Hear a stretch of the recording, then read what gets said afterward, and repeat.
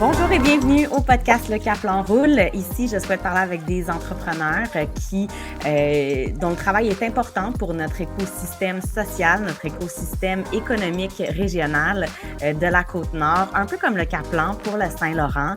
Je m'appelle Anédite Daou, je travaille je suis propriétaire de l'entreprise Cap-Plan Côte-Nord, qui est une entreprise qui souhaite valoriser et raconter la région par le biais de plusieurs projets, dont le podcast Le Cap-Plan Roule, mais également une collection de vêtements à l'effigie de la Côte-Nord. Chaque vêtement porte une histoire. Vous pouvez aller découvrir le tout sur le site web caplan.ca. Et là, je suis très contente de recevoir, on plonge dans l'univers de la restauration à Sept-Îles. Je suis très contente d'accueillir Billy Tanguay, qui est en affaires depuis environ 5 ans et qui est copropriétaire de 3 entreprises, donc le restaurant Le Bavard et l'Ivrogne, chez Melello et également au restaurant Timitilou. Et on va avoir la chance d'en savoir un peu plus sur ces 3 entreprises-là. Donc, bonjour Billy. Hey, salut, ça va bien? Ça va bien, toi? Oui, ça va bien. Merci d'être là avec moi pour parler un petit peu de ton parcours. Tu es natif de Sept-Îles. J'aimerais ça qu'on commence peut-être par me parler de ton rapport à la cuisine, parce que dans le fond, c'était un peu ça, ton rôle et ta volonté aussi de créer des restaurants à Sept-Îles. C'est ton amour, c'est de mettre en valeur ton amour pour la restauration ou la cuisine. Ouais, ben écoute, je pense que d'ouvrir un restaurant, ça, je pense que c'est comme la dernière étape que tu veux réaliser parce que c'est un gros step à passer, vraiment.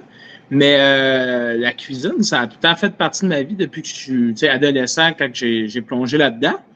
Puis c'est sûr et certain que de revenir à cette île quand j'ai fini mes études, c'était un projet que j'avais. Puis écoute, ça a tellement été vite, je pense que depuis que je suis revenu, ça fait quasiment 10 ans que je suis revenu à cette île, de penser que j'allais ouvrir un restaurant. Écoute, j'étais pas rendu là, mais ça s'est fait tellement vite. Le projet s'est fait en 1 an, quasiment le Bavard et l'Ivrogne, puis après ça, ben ça a déboulé, là. Parle-moi de ton amour, encore ton amour de la cuisine. Ça a été quoi qu'est-ce qui t'a fait tomber en amour avec la cuisine? J'ai même le goût de te demander, c'était quoi le premier plat que tu as fait quand tu étais adolescent, qui t'a peut-être donné la piqûre, en fait, de faire à manger? Écoute, je pense que la raison pourquoi je suis allé en cuisine, j'aimais beaucoup l'école. Je pense que j'ai tout le temps bien aimé l'école, puis j'ai tout le temps quand même une facilité à l'école. Mais j'ai commencé comme plongeur au restaurant bar chez Aubert quand j'étais jeune. Puis ce que je me disais souvent, c'est que le métier, je l'aimais beaucoup parce que tu commences tu sais quand tu commences, mais tu sais jamais quand tu vas finir. Mais c'est qu'il n'y a pas d'horloge vraiment dans une cuisine, puis je voyais pas le temps passer. Le temps passait extrêmement vite. C'est ce qui m'a fait apprécier aussi beaucoup la cuisine, c'est que tu travailles beaucoup d'heures dans une cuisine, mais le temps passe vraiment vite. Tu t'ennuies vraiment pas. Fait que je me suis dit, c'est un métier que, être assis à un bureau, j'ai de la misère, de rester concentré, puis que j'en regarde souvent l'heure, puis mon Dieu, j'ai hâte que ça finisse. Puis vraiment, être dans une cuisine, c'était tout l'effet contraire. Fait que j'ai pas tombé en amour directement avec un plat, mais c'est vraiment l'expérience d'être dans une cuisine, ça roche, l'énergie est tout le temps là, tu es tout le temps sur un stress d'adrénaline qui est vraiment intéressant. Pas tout le temps, mais la plupart du temps. Mais c'est que le temps passe très, très rapidement. Fait que c'était une option qui s'est dessinée devant moi, que j'ai fait comme, OK, je pense que c'est un parcours que j'aimerais beaucoup.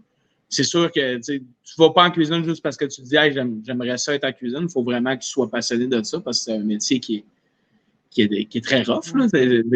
Mais qu'est-ce qui te fascinait du métier? Parce qu'il y a vraiment une différence entre bien faire à manger et devenir cuisinier. Là. C'est un métier en soi, puis on le dit souvent, c'est une vocation, un peu comme tu le nommes. Oui, ça c'est sûr. Puis je pense qu'en partant de cette île, j'avais dans la tête de revenir en me disant aussi, c'est sûr certain que c'est un rêve que tu chéris d'avoir ton restaurant, mais que je me suis dit petit à petit, je vais aller prendre mon cours puis je vais ramener les bagages que je peux ramener pour pouvoir justement faire à manger. Que oui, c'est faire à manger. Même chef, c'est un gros titre. À la base, je suis cuisinier et non chef. Puis de faire plaisir aux gens, c'est un métier en tant que tel. C'est vraiment pour ça à la base que tu fais ça. Tu apprécies beaucoup quand les gens adorent ce que tu fais. puis t'es vraiment fâché quand que, justement, il arrive de quoi, puis que les gens n'ont pas apprécié, puis là, t'es comme, oh! C'est un métier de passion vraiment bien décrit, c'est sûr. Mais Ouais, un puis, plat en tant que tel, je pense que c'est sûr et certain que j'ai tout le temps aimé le côté italien. J'ai fait mes bases en cuisine italienne, puis je pense que, on part beaucoup, de la cuisine de nos parents comme exemple. Puis je pense que, ma mère a tout le temps trippé sur les lasagnes et tout ça. Fait que moi, de me dire comment ça s'est créé, puis l'histoire aussi de la cuisine, pourquoi que les gens ont fait ce plat-là en tant que tel. J'ai tout le temps aimé ça, savoir ça. Puis je pense que vraiment les pâtes m'ont amené vraiment à aller en cuisine. ah Ouais, je ouais, pense que parce plus qu'il y avait un que lien comme plus ouais, réconfortant, culture familiale et tout? oui. OK. Oh oui. Ben, je me souviens que le premier cours qu'on a eu, notre prof nous posait cette question-là. Qu'est-ce que vous connaissez de la cuisine italienne? Puis, tout bonnement, moi, j'ai dit un spaghette. Là, c'était très.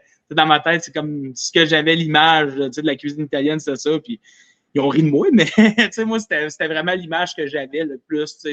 C'est réconfortant. Il n'y a rien de plus réconfortant, je pense, que des pâtes maison. Des pâtes en tant que telles.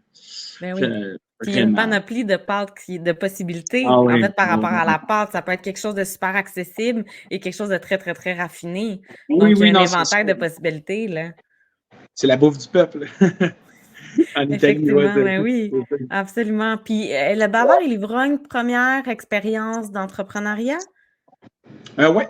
Ouais. Oh, Comment ouais. ça s'est passé? Comment ça a démarré? Tu as dit tout à l'heure que ça s'est fait Euh, très, très vite.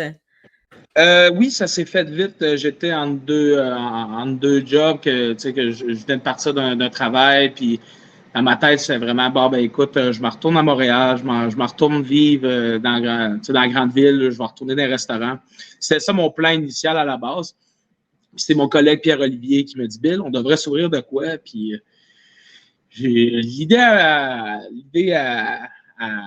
continuer à grandir dans ma tête. Puis là, un moment donné, je suis Pierre-Olivier qui retourné vers travaillait lui. avec toi chez Oui, Homer, je oui, c'est pense, ça, hein? c'est en plein ça. Mais PO Adolescent, là. a toujours suivi ce que je faisais, puis on a travaillé ensemble depuis que on a 15-16 ans ensemble.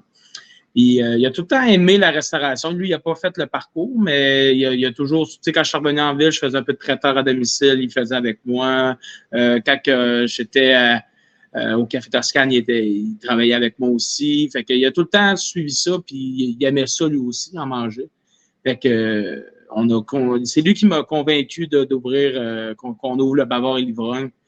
En 2018, on a sorti le projet en 2018, puis en 2019, un an et quart après, on a ouvert ça.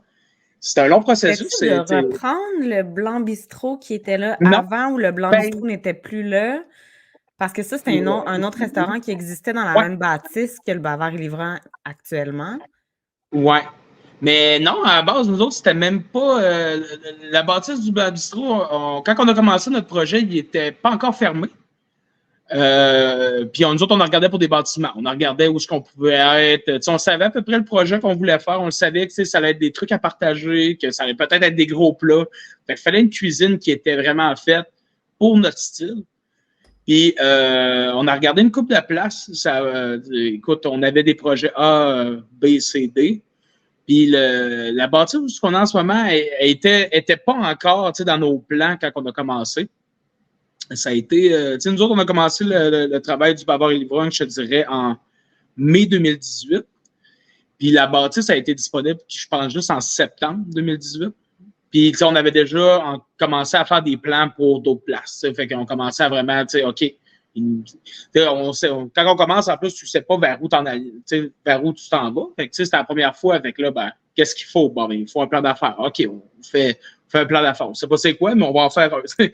Fait qu'on commence à faire un plan d'affaires. Après ça, c'est comment que ça coûte. Bon, écoute, on pense que ça coûte ça. Ouais, finalement, ça va peut-être coûter ça. Puis les projets coûtent plus cher. Puis finalement, il y a des plans qu'on a fait, on ne pourra pas aller vers là. Mais en ce moment, où ce qu'on a en ce moment au Timmy Tidou, c'était notre premier plan au début du Bavard et l'Ivrogne, que finalement, ça n'avait pas marché. Arnaud, Arnaud à Sept-Îles. Que ça, c'était notre plan au premier, notre plan A. Puis là, au début, puis quand on a poussé un peu plus, on a fait comment finalement, le bâtiment, on n'était pas sûr, puis on ne voulait pas prendre de risques au début. Fait que c'est ma cousine qui travaille pour Remax qui m'avait dit Bill, il y a peut-être l'ancien Blanc Bistrot, ils sont en train de le mettre en vente. Là. On est allé voir, puis ça nous intéressait. Puis il y avait beaucoup d'espace, fait que on a monté un step quand on a décidé de faire un offre dessus, puis ça a été accepté. On a fait comme Colin, OK. C'est à nous autres à prouver qu'on. C'est beaucoup d'investissement du départ parce que là, vous étiez 2 actionnaires. Ouais, on est deux plus ma mère qui est comme elle veut pas se faire voir dans le projet là, elle est plus secret, mais elle est là souvent puis elle nous donne un coup de main puis elle aime ça puis elle nous encourage dans nos idées folles, mais ouais. Okay, ma mère était avec nous autres dans le projet puis mais ouais, c'est ça. On partait de zéro. Ça a été un gros investissement dès le départ du projet? Ben, c'est sûr que oui. C'est sûr et certain que tu vas voir, tu cognes aux banques, tu vas cogner, mettons, nous autres, on est allé cogner à SADC qui nous ont aidés. On est allé voir quelques places qui faisaient des prêts, voir comment ça fonctionnait. Puis, du prêt, les gars, savez-vous, ils nous challenge en même temps. Savez-vous telle affaire, telle affaire, telle affaire? Oh, ouais, écoute, on met ça dans nos plans. Puis, c'est sûr que l'investissement de base, il y a beaucoup d'argent, mais c'est surtout beaucoup de temps qui a été mis. Ça, c'est sûr et certain que on néglige pas le temps là-dedans parce que j'ai l'impression aussi quand on débute comme entrepreneur, on sait pas dans quel chemin on s'en va, dans le sens où on a beau planifier, on a beau savoir à peu près évaluer, parler avec des gens, mais j'ai l'impression on sait que c'est beaucoup de travail. En tout cas, je sais pas pour toi, mais pour moi, ça a été comme non, c'est l'avoir su. Je sais pas si j'aurais pris la même décision, mais je regrette pas du tout, puis je ferai pas marche arrière, là. Mais non, c'est ça, nous non tellement beaucoup de travail, puis beaucoup de connaissances à aller chercher aussi au-delà du métier, toi, de cuisinier, tu sais. Oui, parce que tu deviens plus juste cuisinier. Après ça, c'est de gérer du monde, c'est sûr et certain. Mais c'est de répondre à des courriels, répondre à du monde qui te demande hey, on aurait besoin de telle affaire, est-ce que c'est possible? Dans une journée, il y a des 2-3 heures par jour. Avec la fournisseur, le service à la clientèle, l'administration, la comptabilité. Ouais. Là, c'est rendu moins pire parce qu'on est rendu quand même une pas pire équipe, mais avant, c'était moi ou PO. Fait que là, un moment donné, c'est sûr et certain, quand on a une place, c'est quand même pas si pire. Un moment donné, tu commences à t'habituer, tu es dans tes pantoufles, ça va bien. Mais là, OK, on rajoute. On avait rajouté beaucoup, on commence à faire du traiteur, puis pendant la pandémie, on a commencé à en planifier un peu plus. Là, on en fait encore un peu plus. Mais tu sais, on rajoute telle affaire, OK, il y a quelqu'un qu'on va mettre en place pour ça. Puis là, avec les trois emplacements, il y a du monde un peu plus, puis ils ont chacun des rôles. Là. Mais parle-moi un peu de ça, justement. Quand est-ce qu'on en vient à se dire, bon, là, j'ai mon entreprise, elle roule, je vais acheter autre chose? Parce que là, il y a eu le rachat, en fait, du marché Mello, donc que vous appelez aujourd'hui Mel Hello. Et il y a eu également une nouvelle ouverture, un nouveau restaurant avec un concept différent du Bavard et l'Ivrogne qui s'appelle Timmy Tilou. Peux-tu nous en parler un peu, puis nous expliquer aussi l'espèce de cheminement, en fait, que vous avez fait, toi et Pierre-Luc, là? Oui, avec Pierre-Olivier. Écoute, ça a été tellement vite. L'idée d'ouvrir de quoi d'autre s'est faite vraiment pendant la pandémie. La pandémie, tout le monde dit hey, ça a été dur, ça a été très dur. Mais ça nous a fait réaliser aussi qu'on ne peut pas mettre toutes les œufs dans le même panier. Le fait d'avoir une grosse business qui ici, c'est un éléphant. C'est dur à runner. Si tu le fais rouler au plus bas, il va être dur à faire rouler puis il va tirer de l'énergie. Mais dès qu'il est parti, écoute, il est tough. Là, il roule longtemps. Nous autres, c'est ça en ce moment. Le Bavard mais au début, pendant la pandémie, il n'était pas fait pour faire ça. Puis, c'était pas je pense que c'était pas le plan à personne et nous de faire du que vous avez commencé à faire du prêt-à-manger, du service livraison. On s'est rendu compte que d'avoir de quoi d'autre, c'est ça qu'il fallait qu'on fasse aussi pour pas qu'on se ramasse. On est rendu prudent avec ça. Là. On est rendu qu'on se bague de partout pour dire s'il arrive ça, on est-tu capable de faire ça? Fait que maintenant, je te dirais que toutes nos plans sont faites en considérant ça tout le temps. Mais, tu sais, d'ouvrir de quelque chose d'autre, ça arrivé comme 2 ans après qu'on a ouvert, peut-être en 2021, qu'on s'est dit, regarde, faut qu'on ait de quoi d'autre. Puis on savait pas vers quoi qu'on voulait s'enligner. On a essayé beaucoup d'affaires, surtout aussi pendant la pandémie. Puis on voulait avoir du prêt-à-manger. T'sais, on s'en regardait beaucoup pour du prêt-à-manger. Puis là, on était comme, bah, tu sais, il y a le marché Mello qui en fait déjà. Il y a quoi d'autre qu'on pourrait faire? Puis, tu sais, le marché Mello, ça s'est fait un autre projet qui a été vite. Fait que finalement, je vais continuer pour le Timmy Tilou parce que là, je veux pas aller un peu partout. Fait que quand on a décidé que le marché, tu sais, qu'il y avait déjà beaucoup de prêt-à-manger, on s'est dit, regarde, on pourrait ouvrir un genre de, pas de bavard et livron, on voudrait avoir de quoi que, tu sais, le monde nous dit souvent qu'on est plus, tu sais, plat fancy ou des affaires plus travaillées, que ça ne rejoint pas nécessairement tout le monde. On s'est dit, on pourrait faire un genre de petit restaurant qui pourrait être cool, axé sur les cocktails un peu plus, puis ce que ça nous tente de faire, mais en format plus tranquille. Fait que là, en ce moment, on travaille sur le mexicain, puis on s'est dit, regarde, écoute, ça soit ça, mais on va ouvrir. Plus des plats partagés, finalement. Oui, c'est ça. Un restaurant. Plus des affaires tapas un peu plus, que tu peux t'en prendre plusieurs, puis tu es capable de te faire un repas avec ça. C'est ce qui nous intéressait. Fait qu'on s'est dit, on va ouvrir ça. Puis le nom Timmy Tilou, c'était ma gérante dans le temps qui est rendue qui s'occupe de plus en ce moment au restaurant que gérait. Puis Tilou, c'était mon sous-chef qui est rendu chef là-bas. Fait qu'on a mis les deux ensemble, Timmy et Tilou, pour garder tout le temps le pattern bavard et l'ivrogne, Timmy et Tilou, Melello. On garde les noms, tout le temps deux noms qui sont ensemble. Puis c'était deux de nos très bons employés. Puis on s'est dit, regarde, écoute, ça va être ça la base du restaurant, ça va être des petits.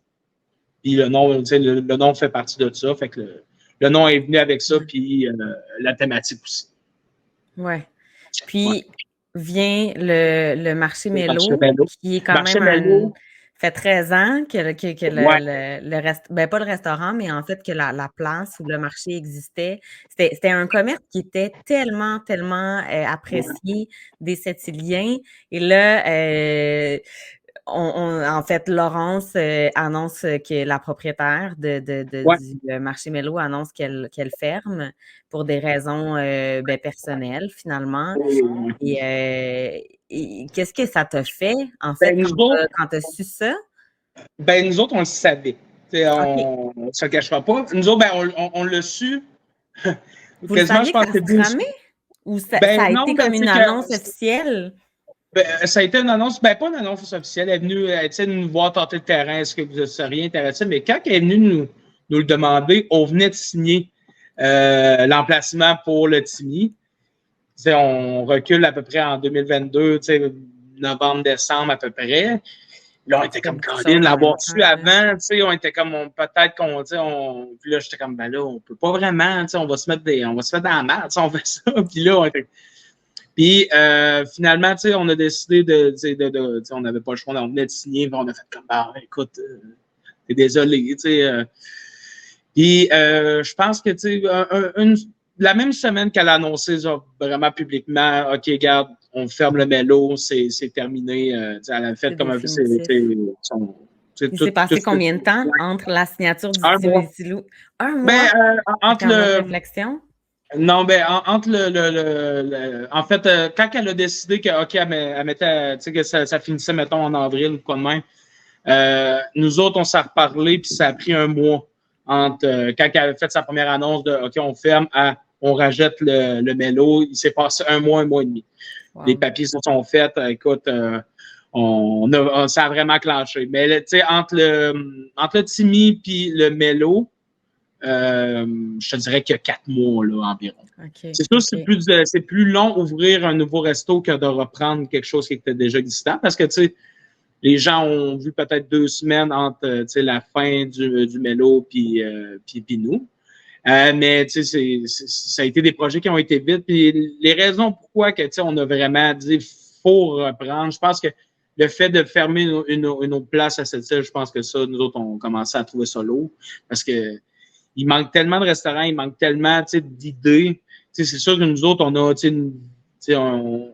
une vision de ce que nous autres, on veut faire. C'est sûr que c'est pas nécessairement la même chose que, mettons, Laurence, elle faisait, elle, au Mello. Mais on s'est dit aussi, on va y mettre notre touche, puis on va rester quelque chose d'ouvert qui est intéressant pour nous, puis on ne peut pas se permettre de perdre d'autres places. Puis, le fait que nous autres aussi, à la base, le prêt-à-manger, c'était quelque chose qu'on voulait pousser. Fait que, toutes les œufs étaient quand même bien dispersés, puis là, on commençait à se dire, hey, Colin, ça serait vraiment le fun, d'ajouter ça à notre arc, puis finalement, on y dit, on y va en ligne, puis... Oui, ce qui a été des bonnes nouvelles, en fait, pour l'offre en restauration là, à cette île. Mais selon Radio-Canada, selon un article que j'ai lu, d'ailleurs, la Côte-Nord a connu quand même une diminution de 20 du nombre de permis de restauration émis depuis 2 ans, ce qui est quand même pas rien. Il y a énormément de restaurants qui ont fermé. Toi, qu'est-ce que ça te fait en tant que restaurateur de connaître ces chiffres-là et de voir ces bâtisses-là ou ces commerces ouvrir, fermer? On dit souvent que ça prend 5 ans pour atteindre le seuil de rentabilité d'une entreprise. Toi, ça fait 5 ans que tu es en affaires aujourd'hui. Oui, on enlève la pandémie parce que la pandémie, ça n'a pas aidé. Je te dirais que nous autres, les vrais chiffres, là, oui, 5 ans, ça c'est sûr et certain, mais comme nous autres, on a starté comme 8 mois avant, puis on commence, c'est comme, l'année passée, on s'était dit, c'est comme si on commençait notre 5 ans. C'est notre réalité, nous autres, au Bavard. Là, en ce moment, ça va super bien. Mais au moins, on commence avec, souvent, dans ton 5 ans, tu as, OK, la clientèle, il faut que tu t'afformes, il faut que tu formes ta clientèle, OK, on trouve ce qu'on veut vendre, puis OK, on fait cette formule-là, ça fonctionne bien, on le continue. Ça rentre dans ton 5 ans. C'est sûr, les coûts sont plus élevés au début parce que tu as des créanciers à payer de plus. Mais ces créanciers-là, on les a commencés il y a comme 1 an ou 2 là, à se dire, OK, on recommence à zéro, puis on commence à payer. C'est un peu ça. Là. Mais puis après ça, c'est la routine dans laquelle tu travailles, ton 5 ans, rentre là-dedans aussi. Là. Fait que nous autres, on est parti sur une belle base, mais il faut juste la continuer puis la lancer bien comme il faut. Là. Fait que, 5 ans. C'est sûr et certain que c'est dur à voir beaucoup de restaurants fermés. Mais c'est surtout aussi dur de voir où ce qu'ils sont déjà en ce moment utilisés pour un restaurant. On peut-tu en mettre un autre dedans pour que le prochain qui va venir, il commence déjà sur une base de restaurant parce que ouvrir une cuisine, développer une cuisine qui n'existe pas, c'est long et c'est coûteux. Mais qu'est-ce qui fait que c'est si difficile de tenir un restaurant pendant autant de temps, sur une longue période, plusieurs années? Fais juste me répéter juste la question vite fait. Mais tu sais, qu'est-ce qui fait qu'il y a autant de restaurants qui ferment? Qu'est-ce qui fait que c'est aussi difficile de maintenir un restaurant peut-être à flot? Est-ce que c'est vraiment à cause de la pandémie? Est-ce que c'est sûr que ça n'a pas aidé? La pandémie, ça n'a pas aidé. Mais c'est sûr et certain que ce que ça n'a pas aidé, c'est qu'il y a beaucoup moins de monde qui veulent travailler dans ce domaine-là parce que c'est plus un domaine. Ça n'a jamais été un domaine qui est stable. Puis, tu as mis des restrictions encore pires. Puis, la plupart du monde qui se sont fait mettre sur le chômage, tu n'en travailles pas, là, on va changer de domaine ou on va trouver quelque chose. Puis, finalement, il y en a qui, se rendent compte que, finalement, c'était pas fait pour moi. Puis, tu perds des gens qui sont qualifiés ou que, ils voulaient être là-dedans. Tu viens de les décourager d'être là-dedans. Fait que, tu viens de perdre des gens pour travailler. Fait que, des gens qui sont qualifiés pour la restauration, c'est pas tout le temps évident. Je pense que tout le monde se cherche, des employés. Puis c'est pas évident. Fait que, ça vient un enjeu qui est vraiment, comme Laurence. C'est un des plus grands défis, finalement. Ouais, non, c'est ça. Puis, quand c'est ton rêve à toi de faire un restaurant ou d'avoir une business par rapport à, je pense, dans toutes les sphères, c'est dur de dire à des gens, vivez mon rêve avec moi, puis ça va marcher. Puis qu'à un moment donné, tu te ramasses avec moins de staff, il faut que tu en formes d'autres. Puis les gens qui sont là-dedans, c'est des gens qui sont passionnés, mais qu'à un moment donné, il y a des limites à tout être passionné. Si je demande à tous les jours d'être patient, puis de travailler encore plus fort, puis tout ça, mais à un moment donné, puis tu peux pas prendre beaucoup de vacances, de congés. C'est pas tout le monde qui veut le rester. Puis à un moment donné, quand ça fait 10 ans, moi, comme j'ai souvent dit, t'étais un héros, là, t'as un chapeau, puis à un moment donné, c'est de l'épuisement. Puis quand t'as plus de relève, c'est dur de vouloir rester, puis de vouloir continuer. Puis j'imagine avec l'augmentation du prix des aliments, ça ne doit pas aider non plus. Ici, ça doit être quand même un enjeu important parce qu'on est à cette île, on a des défis de transport de la marchandise Ouais. également. Comment t'arrives à tirer ton épingle du jeu? Est-ce que tu travailles beaucoup avec les maraîchers du coin? Parce qu'il commence à y avoir de plus en plus d'agriculteurs. Il y a une offre qui commence à émerger là, à cette île et dans les environs.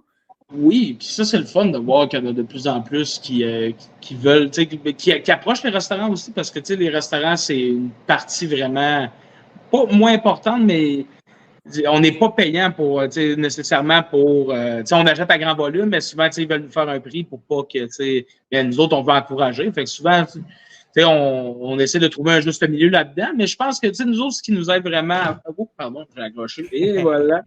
Ce qui nous aide vraiment là-dedans, c'est que mon menu, il change quand ça me tente qu'il change. Fait que j'ai jamais un menu fixe. Fait que tous mes prix, tu sais, si à un moment donné, je vois que le prix est vraiment rendu absurde sur quelque chose, je l'enlève, on le change, on va trouver autre chose. Puis, tu sais, j'achèterais pas quelque chose à un trop gros prix parce qu'il est tout le temps été sur mon menu. Puis, d'être capable de changer mes menus quand ça me tente, puis que les gens aiment ça aussi. Tu sais, j'ai pas un gros menu sur ma liste du bavard et l'ivrogne, mais écoute, le menu peut changer souvent, puis il change aux saisons. Mais quand que, tu sais, j'aime pas quelque chose ou qu'il y a quelque chose qui est rendu trop cher, je peux l'enlever. Tu sais, c'est pas un problème. Les gens vont soit comprendre ou ils vont faire comme ah, c'est dommage, il n'y a plus ça, mais ah, regarde, inquiétez-vous pas, il va revenir. En ce moment, c'est pas le bon temps pour l'acheter. Ça, c'est un menu de saison, Oui. finalement, là. Puis où tu Oh, prends oui. ton inspiration? Où tu vas chercher des Euh, idées? Écoute, souvent, moi, j'ai beaucoup de livres de recettes que j'achète.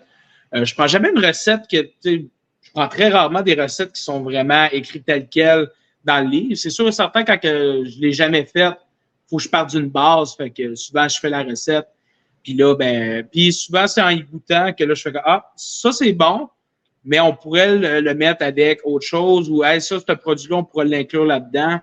Fait que souvent, ça part de ça, des expériences que j'ai eues dans le passé aussi. Des fois, ça peut être des choses que ça me tente de manger. En ce moment, tu sais, j'ai un goût de ramen. Bon, on va faire un plat qui a ça dedans, que ça vient tout le temps un peu. Tu sais, des fois, c'est des demandes soit des clients ou de mon staff qui me disaient, hey, Bill, ça serait le fun qu'on fasse ça à l'affaire. Bon, on travaille là-dessus. Mais la plupart des affaires, ça part vraiment de mes livres. Puis après ça, je modifie beaucoup, mettre des saveurs régionales là-dedans. Ou, tu sais, des fois, ça peut être des recettes qu'on connaît nous-mêmes, puis que je me dis, regarde, on la refait à notre façon. Puis c'est ça, j'aime bien ça aussi faire ça. Ça serait quoi ton top 2 des meilleurs livres de recettes? Oh mon Dieu. Mettons plus, tu sais, je prends québécois, je dirais les livres des Joe Beef, j'aime beaucoup. Sinon, il y a Laurent Dagenet qui a sorti son livre cette année que je suis beaucoup sur les réseaux sociaux, que j'aime beaucoup, qui a sorti un livre que j'ai bien aimé. Sinon, plus à l'international, un livre de pâtisserie que j'aime bien, c'est Milk, qui est un livre que c'est Momofuku à New York qui ont ouvert une pâtisserie, puis leurs pâtisseries sont vraiment géniales. C'est sûr, c'est un peu plus dur à adapter maison, mais nous autres, en restaurant, on a fait comme oh, j'aime bien ça. Fait que, ouais. Okay. Est-ce que tu voyages un peu aussi pour t'inspirer? J'ai plus beaucoup, tu sais, j'ai pas encore eu le temps beaucoup de voyager. Le dernier voyage qui était prévu, c'était pendant la pandémie, puis il a été annulé, mais j'aime bien aller à Montréal. Montréal, okay. C'est mon petit coin de paradis pour aller manger des choses soit que ça fait longtemps que j'ai pas mangé ou découvrir de nouvelles choses. J'ai des amis là-bas, puis à tous les fois, je suis comme, quand j'arrive, c'est comme, qu'est-ce que tu as envie de manger? Je suis comme, ah, ça serait le fun de telle affaire. Puis là, on s'en va. Fait que là, on s'en va se promener, puis il m'amène un peu partout. Puis, j'aime bien. Formidable. Puis, comment ça se passe, 3 commerces en même temps? Comment ça se gère? Comment tu concilies tout ça? Est-ce que c'est quoi les avantages? C'est quoi les défis? Les avantages, écoute, je vais dire en premier lieu, j'ai une très, très bonne équipe. On est rendu quasiment 40 employés pour les 3 places. Wow. Beaucoup de temps partiel, mais on est rendu quasiment à 40 employés. Puis je te dirais que c'est grâce à eux si on réussit à maintenir tout ça à flot et que ça fonctionne. Les plus gros enjeux, je pense que c'est de faire comprendre ce que notre vision à nous. Il y en a qui ne nous connaissent pas, ou il y a le mélo, c'était à Laurence, puis les employés qui étaient déjà là, de faire le switch. Ils n'ont pas nécessairement trouvé ça dur, mais c'était comme, OK, ça, nous autres, on faisait ça de même, tu veux-tu qu'on le garde? OK. C'est de l'adaptation, de la communication. Ouais, non, c'est ça. Moi, je pense que c'est toujours un enjeu de s'aligner sur une nouvelle voie, puis de dire, OK, on en reprend quelque chose, on le fait un peu différemment, mais on essaie de faire la même chose. Puis, d'ouvrir un nouveau commerce, OK, on va voir comment que, celui-là, il est plus le fun parce qu'on peut vraiment s'amuser, on va voir qu'est-ce qu'on va faire avec, mais c'est de faire c'est une nouvelle équipe qui s'en occupe, c'est pas, moi, je reste au bavard, je suis rendu mascotte ici, fait que, je reste ici, mais c'est de donner ce flambeau-là à quelqu'un d'autre. Regarde, tu vas t'amuser, on va faire des erreurs, mais, mon but, c'est que, tu trouves ta voie là-dedans, puis regarde, écoute, arrivera ce qui arrivera. Regarde, écoute, on va voir. Puis si ça fonctionne, s'il y a des choses si on peut développer un nouveau projet avec ça, ben écoute, c'est vraiment le fun, mais c'est de donner les rênes à quelqu'un qui est plus dur. C'est tout le temps de se dire, ben écoute, essaie de garder notre vision, mais vas-y avec ton chemin. Le Timmy en ce moment, c'est ça. C'est de donner le flambeau à quelqu'un d'autre, de dire, OK, c'est pas un projet test, mais c'est un projet en même temps test, de dire, ben écoute, si je mets d'autres mondes en équipe, est-ce que ça va fonctionner? Ça va être quoi les enjeux maintenant que c'est plus nous autres? On est là, mais on laisse plus de liberté. Ça va être quoi?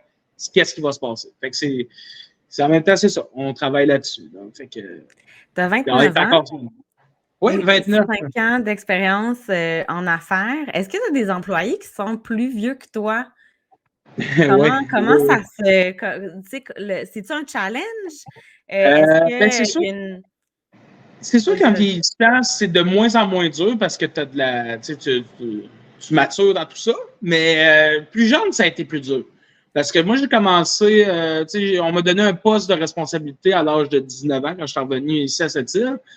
Puis il dit, tu veux pas te faire dire quoi faire par un petit cul de 19 ans. C'est comme, t'as pas encore fait tes preuves, va chier. Je suis désolé du langage, mais ouais, j'ai eu souvent des prises de bec avec des gens justement à cause de ça. Mais avec le temps, c'est comme, en même temps, oui, je suis responsable, mais c'est aussi moi le propriétaire. À un moment donné, c'est sûr et certain que quand tu as une belle vision, je pense que les gens vont te suivre aussi. Fait que j'ai 29 ans, j'ai pas beaucoup d'employés qui sont plus vieux. J'en ai quelques-uns, ça c'est sûr, mais on a une très bonne relation justement ensemble parce que justement, moi je leur dis souvent, tu as de l'expérience dans ta sphère de travail que moi j'aurais pas, t'en as vécu d'autres. Moi, je vais te montrer une vision que moi j'ai. Puis garde, écoute, on va essayer de combiner pour que ça fasse encore plus des belles flamèches puis que ça fasse un projet qui est excitant. Fait que je te dirais que j'ai quand même une très belle facilité justement avec les gens avec les plus d'expérience. Ça n'a pas été trop dur nécessairement à 29. On a commencé à 25, 24, 25. Ouais, c'est ça. On a acheté un restaurant, j'avais 25. Fait que, je te dirais qu'au début, on avait une personne qui était plus vieille que nous autres. Là, on a un petit peu plus. Okay. Mais donc, c'est pas un défi. Oui, ça se passe quand même bien. Puis dis-moi un peu, j'ai l'impression qu'être entrepreneur, c'est un peu t'as le profil. Oui, tu peux développer des compétences, mais ça prend une certaine base au niveau du profil, au niveau de la personnalité. Pour toi, ce serait quoi les qualités ou du moins les traits de personnalité qu'un bon entrepreneur doit avoir? De l'écoute. Beaucoup d'écoute. Écoute, ça a été... il y a des affaires qu'on n'était pas nécessairement bons au début. Je pense que déléguer aussi, c'est quelque chose... de former déléguer, c'est quelque chose que... Il faut que tu ailles. Il faut que tu aies aussi un bon leadership, être capable de faire suivre les gens avec qui que tu travailles, puis avoir un bon parler avec eux autres aussi, parce que si tu ne les respectes pas, ils ne te suivront pas plus, même si tu es capable de rouler une équipe, de rouler une cuisine. Mais je pense que ça a été des affaires qu'on a travaillé beaucoup, l'écoute, le leadership, avoir une belle vision, avoir une belle énergie en équipe, avoir du fun aussi, parce que s'ils n'ont pas de fun à faire ce qu'ils font, les gens avec qui tu travailles, À un moment donné, ils vont se tanner, ils vont partir. C'est dans l'esprit humain d'être heureux où ce que t'es, puis c'est une réalité. Là. Fait que, non, c'est tous des points qu'on a essayé de travailler avec le temps, puis ce qui a fait de nous autres aussi qu'on a quand même beaucoup d'employés puis qui veulent rester aussi. Fait que, Ça a été quoi les outils que tu es allé chercher pour développer ces qualités-là ou développer des nouvelles Euh, compétences? Ouais, ben, on a fait affaire avec du coaching au début, même si on n'avait pas beaucoup de temps. Voyons, comment ça s'appelle? La MRC, la SEDC. C'était Centre Jeunesse Emploi qui avait un programme avec Marie-Lou Vanier dans le temps. C'était, je m'en souviens plus le nom, mais ouais, au début, j'ai eu quelques sessions avec quelqu'un avec qui on avait des visions communes. C'était un restaurateur ou c'était un... Dans le domaine des PME. OK. Ouais. À cette île. Et, ouais. Puis ça a beaucoup aidé. C'est sûr et certain, au début, tu y vas à ta vision, puis écoute, on le fait, puis arrivera ce qui arrivera, mais il arrive des problèmes, puis là, t'es comme, ouh, on n'est pas habitué non plus de dealer avec ça. Qui qu'on appelle, qu'est-ce qu'on fait, puis c'est sûr et certain que nos proches nous aident beaucoup. Moi, ma mère, qui a tout été dans un service de garde, qui a géré des employés, je dis, man, s'il arrive telle affaire, y a-tu quelque chose aussi que je pourrais. Ça m'a donné des outils par rapport à ça. C'est sûr et certain que je pense avec le temps, je pense que c'est en faisant des erreurs aussi qu'à un moment donné, prochaine fois, ça ne leur ferait pas comme ça. Ouais, fait que ça a aidé beaucoup aussi. Les essais-erreurs étaient forts. Oui, hein? Ouais, moi aussi, ça a été mon cas. Puis on prend beaucoup de décisions chaque jour. Puis c'est drôle parce que je sors d'une formation à l'école d'entrepreneurship de Beauce qui s'appelle Décider. Donc, c'est une formation intensive de 2 jours à peu près. Puis, je trouvais ça super intéressant de dire comme c'est quoi comment on se base, sur quoi on se base pour prendre une décision. Puis, c'est quoi notre rapport à la décision. Puis, qu'est-ce qu'on, tu sais, c'est pour toi, comment tu le vis ça? Parce que j'imagine que tu es en plus avec 3 entreprises, ça va vite, il faut prendre des décisions souvent rapides.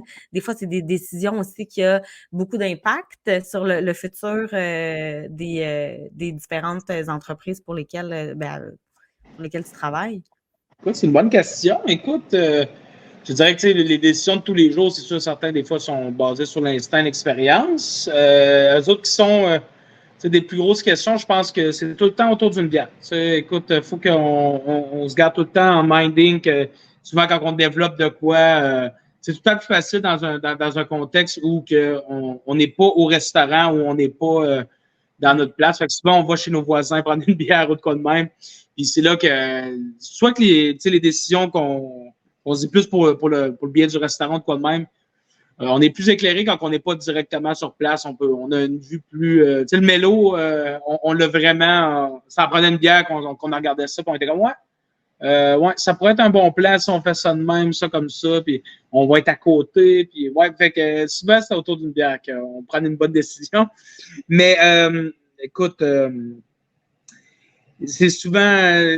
Nous autres, on prend souvent des décisions par rapport à ce que nous, ça nous tente et non sur des fois. Des fois, ça peut être bon, des fois, ça peut être moins bon, mais c'est tout le temps par rapport à ce qu'on est vraiment à l'aise, nous, ou, si on l'est pas. Moi et PO, on s'en regarde, on est comme non, ou un des deux est pour.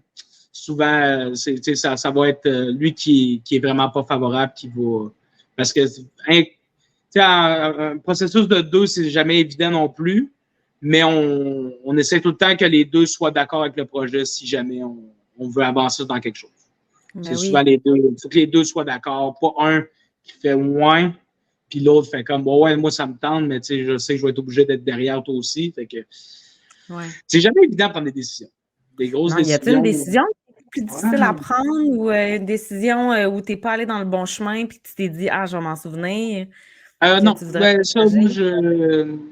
quand on a pris une décision, quand on était sûr, oui, j'ai pas vraiment de regret dans la vie. Quand on prend une décision, regarde, écoute, on va vivre avec, puis on va voir qu'est-ce que ça va nous amener.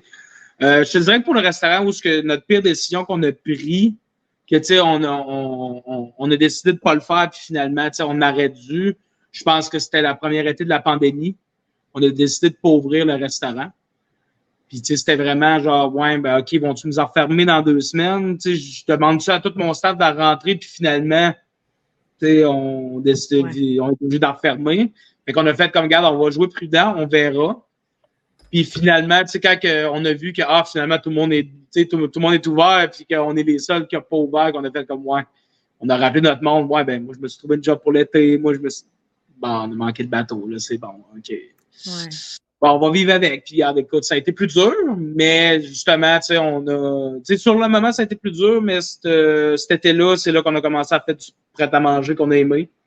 C'est là qu'on a commencé à faire des traiteurs, on continue à en faire. Ça nous a ouvert une autre voie à ce qu'on pourrait faire, que finalement, crime aujourd'hui, on en fait, puis on commence à aimer ça, puis on commence à vouloir en faire plus. Fait que c'est un mal pour un bien. Sur le coup, ça nous a fait très mal, surtout financièrement, mais à long terme, on se rend compte qu'on s'est ouvert des portes qu'on ne s'attendait pas à ouvrir non plus.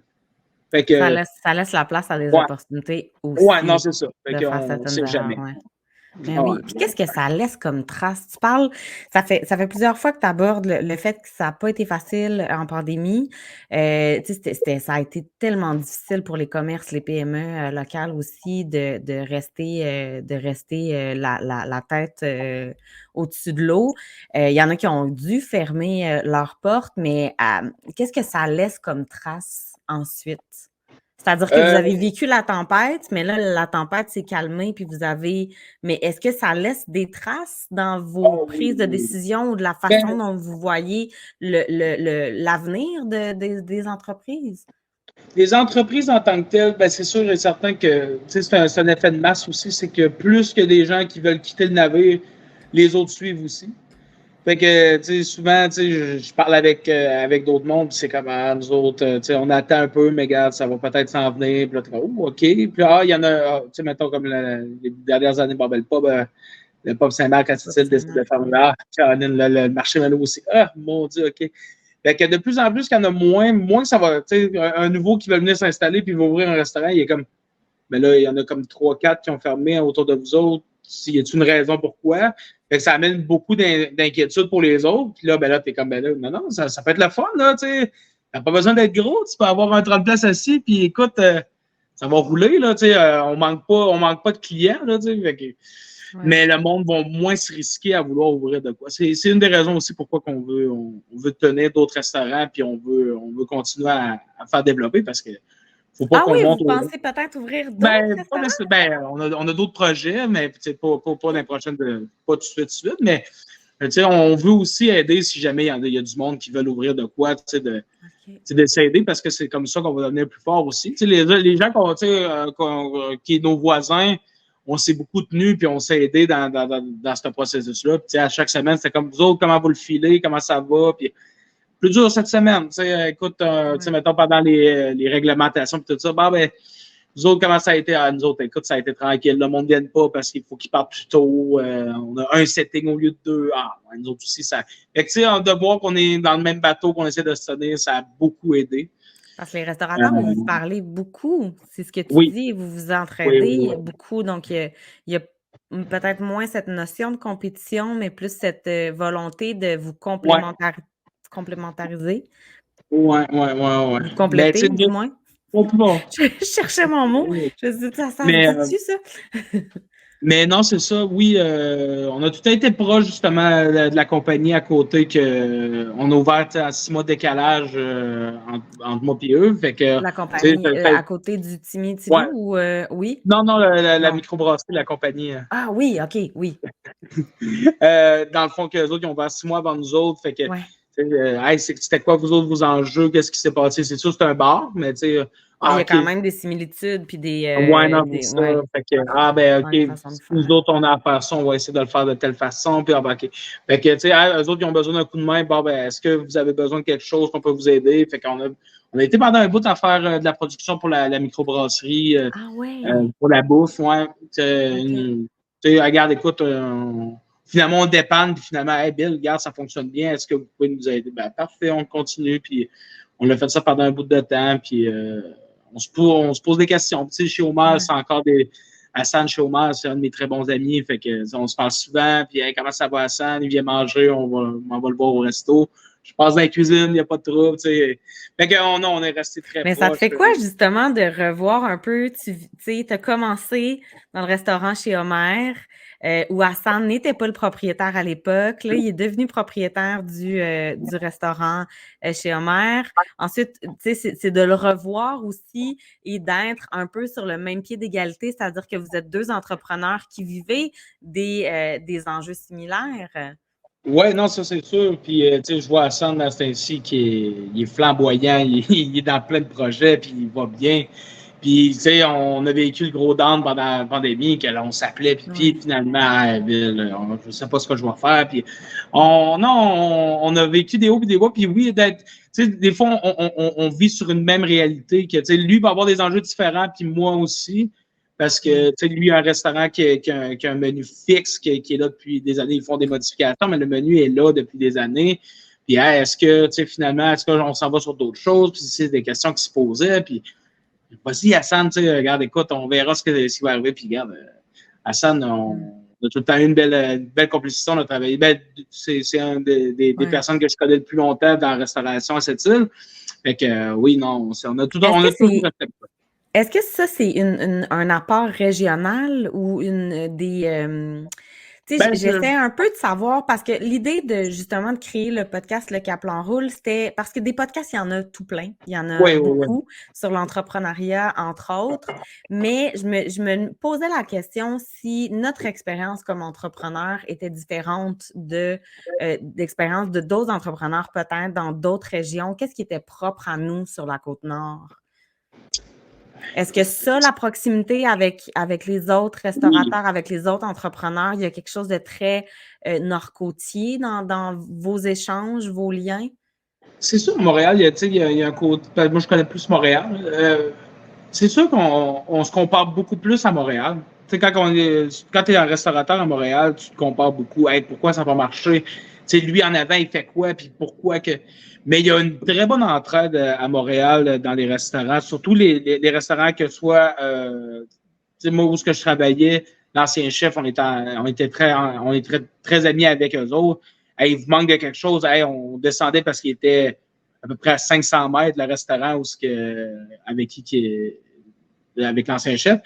Puis, hey, va chercher telle affaire à telle place, quand la prochaine commande, on va y archiper. Fait que, tu sais, c'est quand même carré, non, vous pouvez faire ça. Ben là, écoute, il va nous aider, tu sais, c'est un très bon ami. Ah, OK, c'est le fun. Puis, tu sais, de te rendre compte, hey, il nous manque quelqu'un au service, y a-tu quelqu'un qui peut nous aider? Ça, c'est un peu plus touché, mais tu sais, à Montréal, tu sais, ils sont tous formés à peu près de la même façon. Quand on se connaît bien, tu te rends compte qu'à telle place travaille de la même façon.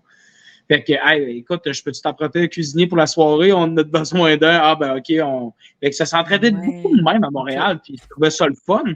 Puis moi, je venais d'une mentalité à cette île, ben, pas nécessairement de nous, mais tu sais, je savais qu'il y avait beaucoup de monde que c'était comme, non, moi, c'est mon restaurant, puis je t'aiderais pas à essayer, mais je suis comme non, au Sac-Côte-Nord, à la base, on est capable de s'entraider, puis on est très parlant, puis tout le monde se connaît. Fait que, on ne comprenait pas pourquoi que, hey, regarde, écoute, on ne pourrait pas faire pareil. Je pense que c'est de la peur ou de la vieille mentalité de dire, genre, moi, mon restaurant va marcher, les autres, je m'en sac. Moi, je trouvais pas ça fair. Puis en même temps, regarde, on se parle plus, puis justement, ça nous permet de se dire, ben écoute, nous autres, on veut mettre des hot dogs sur le menu, vous autres, vous en avez, ben je le ferai pas parce que vous êtes des bons amis, on fera pas la même chose. Fait que de même, on s'assure tout le temps d'avoir de quoi qui est différent un peu partout, puis que il y a une belle synergie qui se passe. Puis les autres prennent leurs vacances la semaine passée. Mettons, la microbrasserie était en vacances la semaine passée. On ne la prendra pas en même temps, tu sais, crime, on va essayer de se splitter pour que quand d'autres on va être fermé, les autres, ça va les faire rouler quand on ne sera pas fermé. Fait moi, je voulais vraiment que ça soit de même qu'on ait une vision. Puis c'est à Côte-Nord, justement, tu sais, le touriste, quand ils sont venus en COVID, nous disait beaucoup, hey, c'est à Côte-Nord, crime. C'est le fun, vous êtes parlant, puis vous aidez, puis j'ai dit, crime, mais j'espère. On se connaît beaucoup trop, genre, pour se dire que non, on s'aidera pas. La collaboration est aussi bonne pour les liens entre les restaurateurs que finalement pour la visibilité que ça peut offrir à la clientèle. C'est ça, ça les fait dire beaucoup pendant la pandémie, on a aidé, puis écoute, ça est venu vraiment à la base de sais, je suis allé voir mes voisins, puis, hey, perdez-vous beaucoup de stock pour, ils disent, ouais, ben, on vient de faire une commande, ben, je garde, écoute, on va racheter ton stock, tu n'as pas le droit de faire à manger, c'est dommage, on va te le racheter pour pas que tu le perdes, on va le transformer pour pouvoir, limiter les dégâts. Fait qu'on a commencé à reprendre du stock, eux autres nous ont donné du stock un peu, puis on a racheté une base, puis on a fait ça, quand ça s'est parlé, ben, écoute, il y a du monde qui nous appelait, Saint-Hubert nous avait appelé ils perdaient des poulets. Ils ont appelé, puis on a ramassé, je pense, une affaire comme 45 poulets en cuisine en bas, puis on a fait, OK, on décortique tout. La même journée, on a appelé tous les gars, bon, c'est comme, vous en venez, on décortique des poulets, on fait telle affaire, les frigos étaient remplis de bouffe à la fin. On a redonné une bonne partie, on a redonné quasiment 70% des repas qu'on a transformés, soit aux ambulanciers, à l'hôpital. On a redonné beaucoup, mais en même temps, c'est ça aussi, la restauration. Oui, on veut faire de l'argent, mais on veut aider aussi dans les événements que c'est important pour les gens. Fait qu'on essaie d'être présent pour la bouffe, surtout la bouffe. Ouais, pas l'argent, mais la bouffe, je trouve ça important. Ben oui, de ne pas gaspiller, puis Ouais, non, c'est ça. Ouais. Puis, ça serait quoi ton rêve pour cette île, pour ton milieu, pour la restauration? Ben, moi, je pense que, je parlais de ça justement avec mon collègue hier. J'essaie de comprendre, on parlait beaucoup des années 70-80, la ville, il y avait du monde en ville, puis ça roulait, les bars roulaient, les restaurants roulaient. Puis là, je suis comme, c'est sûr, on n'a plus la même réalité. Les gens sortiront plus comme avant parce que ça coûte extrêmement cher. Tout est rendu cher. Mais, il y a un moyen d'attirer les gens à vouloir rester à cette île parce que là, je sais pas, je pense que dans les dernières années, il y a eu un déclin, justement, de la Côte-Nord. Le monde, on est une des régions où il y a le plus de gens qui quittent. Là, j'étais comme quand même. Puis, écoute, c'est sûr et certain que je pense que toutes les sphères ont leur part à faire. Nous autres, c'est sûr et certain que c'est de développer puis de dire, ben écoute, on est-tu capable de faire des steps, de dire, ben écoute, prochaine étape, il manque quoi comme restaurant à cette île? Il manque quoi comme demande? Il y a beaucoup de demandes, mais c'est quoi ces demandes-là? Puis, on est-tu capable de faire notre part? Mm-hmm. Puis, je disais, ça fait un bout, mais il y a comme 8 mois, il y avait un article qui est sorti, je pense, dans le Nord-Côtier. Puis, c'était sur le cégep de cette île.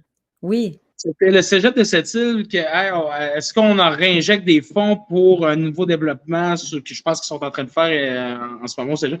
Mais est-ce qu'on devrait réinjecter de l'argent dans le cégep? Puis, un des commentaires que j'avais trouvé vraiment pertinent, c'est bien beau développer un projet à cette île sur le cégep, mais si tu n'es pas capable d'attirer les jeunes à rester à cette île, ça te sert à quoi? Oui, ils vont peut-être venir, ou si mettons, je compare cette île avec, mettons, Chicoutimi ou une autre ville, n'importe quelle, mais que je m'exclus à cette île, c'est quoi qu'il y a de plus? J'aurais peut-être pas dû dire exclure, mais je m'en vais un peu plus loin à cette île. Puis, c'est quoi? Y a-tu beaucoup de restaurants? Non. OK. Les bars, OK, il y en a un peu, mais est-ce que. Ouais, OK. Fait que les loyers sont chers. Ben, je pense que tout le monde c'est tout rendu pareil un peu partout. Mais ce que tu compares, est-ce que ça vaut la peine d'aller à cette île? Puis, je pense que on n'est pas encore là encore. Mais je pense que ça, c'est notre partie à nous que, hey, écoute, si on attire les gens à cette île, le domaine de la restauration peut être encore plus fort, il y a beaucoup plus d'offres. Est-ce qu'on est capable de builder de quoi qui peut être solide puis que faire, Colin, c'est le fun d'aller à cette île, il y a beaucoup de restaurants, il y a beaucoup de, des marchés locaux. Développer le côté local un peu plus aussi, de dire, écoute, ils ont une visibilité, mais ils ont une visibilité assez forte pour que les produits, c'est ça qu'on veut. On n'est pas encore tout à fait rendu là. Il y a de plus en plus, puis c'est vraiment le fun, puis j'adore ça. On peut leur donner plus de place à ces gens-là, de dire que, OK, à l'année, y a-t-il quelque chose qu'on peut faire avec ces gens-là? Et on commence à l'avoir, mais on peut encore...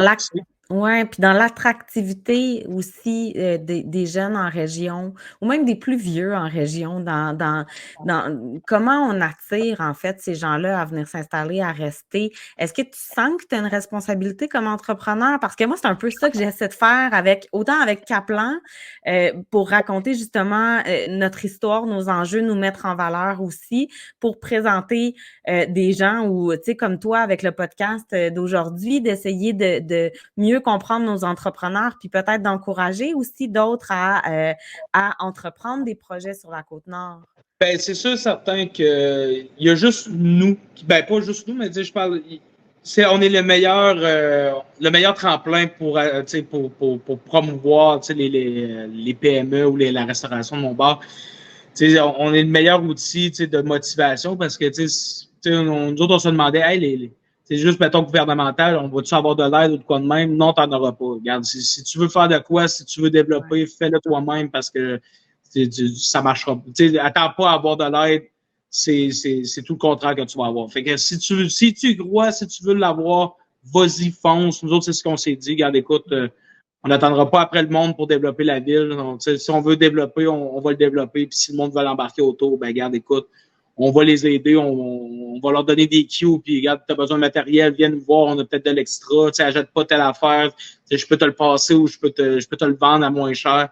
Nous autres, c'est ce qu'on s'est dit. On s'est dit, crime, il y a des projets qui s'en viennent. Ça va être je pense, un beau tremplin dans les prochaines années de se dire, hey, il y a beaucoup de fly-in, fly-out, oui, mais ces gens-là, nous aident justement à ce que les débuts de semaine sont plus tranquilles. Bon, ben, c'est le fly-in, fly-out qui fait qu'on remplit le restaurant. Bon, ben, écoute, on va s'appuyer là-dessus pour justement ramasser de l'argent pour pouvoir développer des nouveaux projets. Il n'y a rien qui est bon et mauvais, je pense, dans ces affaires-là. Oui, ça amène du mauvais, mais je pense qu'avec le temps, si on est bien motivé puis que, écoute, ça va bien, on se croise les doigts, je pense que, on est capable de développer encore plus puis de donner le goût aux autres. D'ouvrir peut-être d'autres. Qu'est-ce que tu dirais à un jeune entrepreneur? Mon Dieu, écoute, si tu y crois, vas-y. Vas-y, écoute. Je pense qu'il n'y a pas de mauvais projet. Je pense qu'il y a juste comme peut-être des décisions, des affaires que tu t'es peut-être pas assez renseigné, puis que finalement, c'est peut-être la façon que tu travailles ou c'est peut-être juste la façon que tu coaches ton équipe qui est peut-être pas bonne. Écoute, je pense que fais ton plan comme il faut, puis c'est sûr ça va marcher. Je pense que on n'est pas assez un gros bassin pour que on se pile ses pieds puis qu'il manque de projets à cette île en ce moment. Oui. C'est le bon temps. Je pense qu'en ce moment, c'est le bon temps. Oui, d'entreprendre. Ce serait quoi ta plus grande fierté depuis 5 ans? Quand tu regardes en arrière, tu vois quoi? Oh mon Dieu. Ma plus grande fierté, écoute. Je pense que d'être rendu avec 3 projets, c'est quelque chose que je suis quand même fier de dire qu'on s'est rendu jusqu'à là.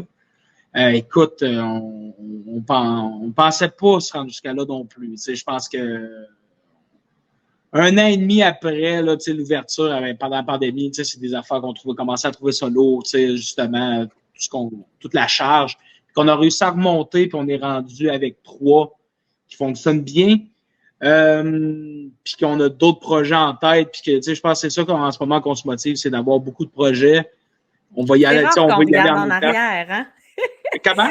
C'est rare qu'on regarde en arrière, hein? On est plutôt du genre à regarder en avant. Les projets qu'on a. On peut plus se permettre de regarder en arrière. Quand on fait de la rétrospective, des fois c'est bien, parce que tu dis, OK, je ne veux pas reproduire les mêmes erreurs ou des enfants de même. Mais de dire qu'est-ce que je suis le plus fier, c'est de regarder en arrière avec tout ce qu'on a fait. Je pense que c'est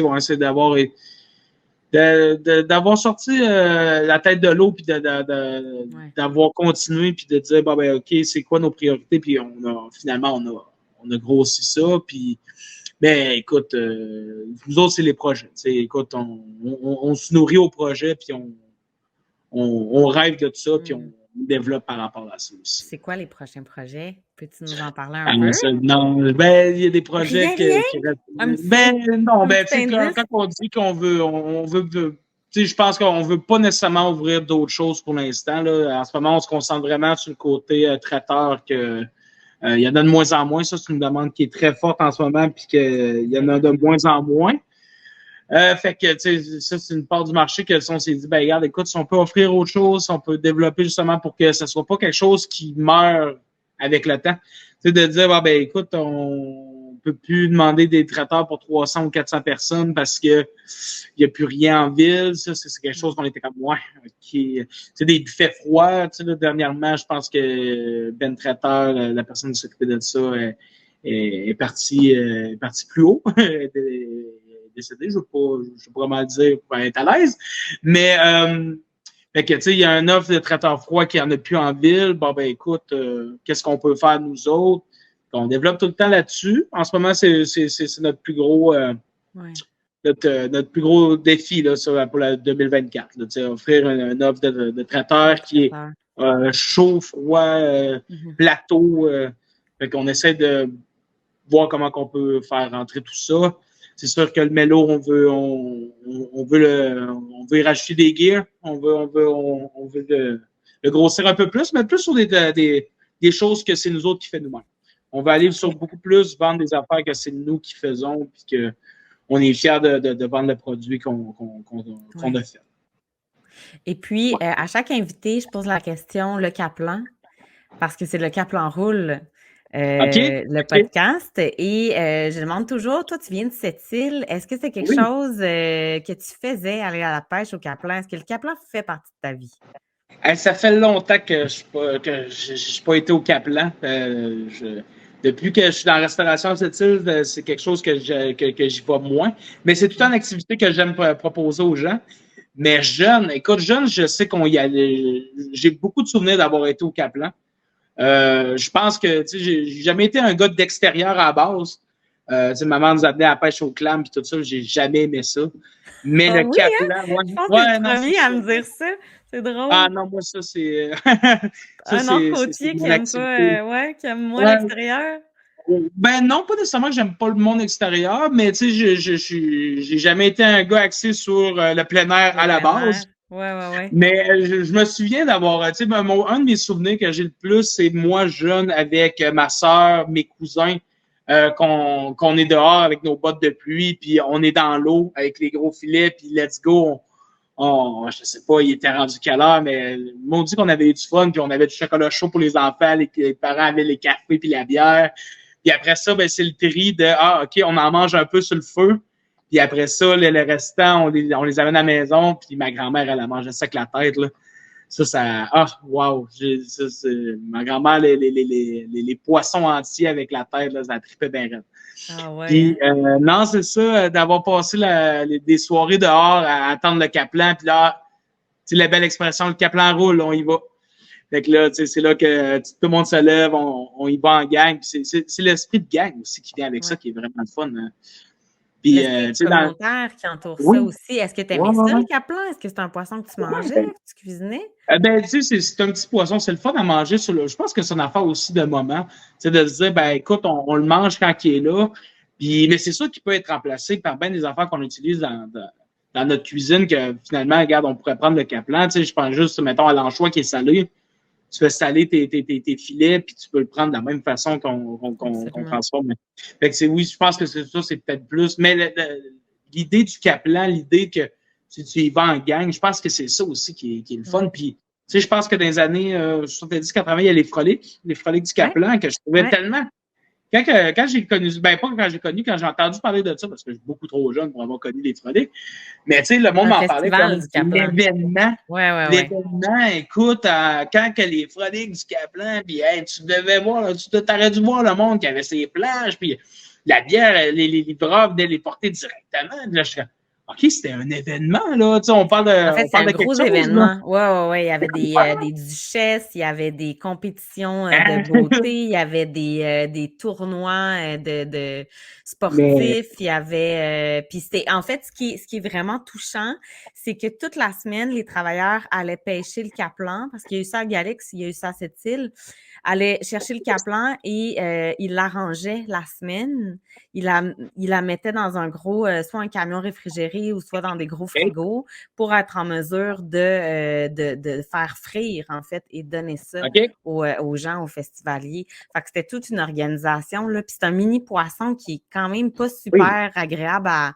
Mais pas qu'il n'est pas agréable à ranger, mais je veux dire, c'est tout petit, Ouais. c'est pas comme une truite ou C'est c'est tout pas petit. comme une Ouais, non, morue, non. là. Fait que ça demande plus de dextérité, mettons. Puis ça demande de la patience parce que les gens mangent beaucoup de Kaplan, là. C'est comme des chips, là. Ouais.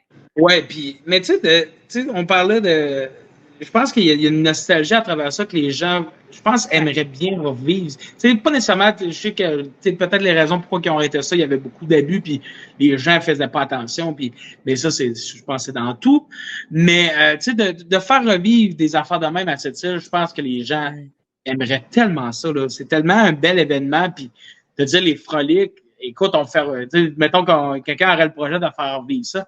Je pense tellement que ça serait intergénérationnel. Les gens qui n'ont pas connu ça versus les gens qui ont connu ça. Puis, hey, qu'est-ce qu'on peut amener de plus qu'avant on pouvait pas, puis qu'est-ce qu'on peut pas qu'avant on pouvait faire. Puis d'avoir un entre-deux là-dedans que, hey, crème, on fait revivre un événement qui se passait à cette île qui marchait beaucoup. Ça pourrait être vraiment le fun, ça. Moi, j'aimerais vraiment ça. Embarquerais-tu? Ah oui. Ah oui. Oui? Ah, j'aurais mon stand à Kaplan Free, puis on s'amuserait là. Ouais. Oh, Mais c'est quelque chose qu'on a discuté, que j'ai discuté avec plusieurs entrepreneurs. Donc, si jamais l'idée se concrétise, je t'appellerai, c'est sûr. Je pourrais aider. Oui.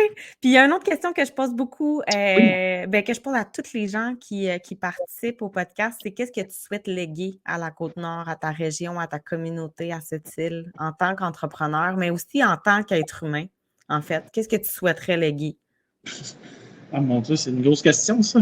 C'est sûr et certain que je voudrais que le nom Bavard et l'Ivrogne, ce qu'on a créé, reste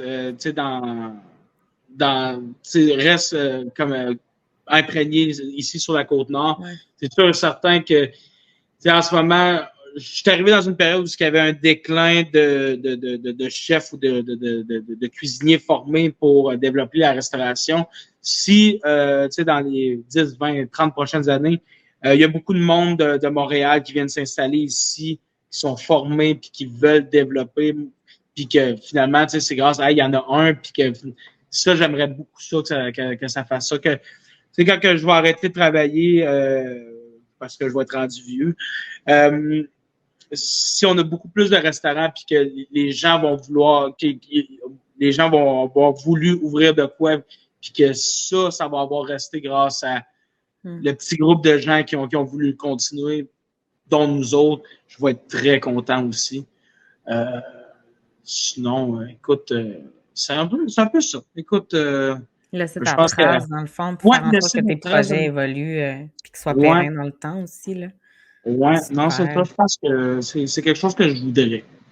Ben, merci, Billy. Merci d'avoir été là. Ça fait déjà plus qu'une heure, Colin. Ça a bien été. Oui, ça fait environ 1 heure qu'on jase. Donc, voilà. Merci à toi, merci à vous d'avoir été là, d'avoir été à l'écoute au podcast Le Kaplan Roule. Oui, voilà. Oui. Puis, on est présent un peu partout sur les plateformes, autant sur YouTube, autant sur Apple Podcasts, Spotify également. Donc, disponible autant à l'audio qu'en vidéo. Et nous, on se donne rendez-vous tout bientôt pour un prochain épisode du podcast Le Kaplan Roule. Donc, à bientôt!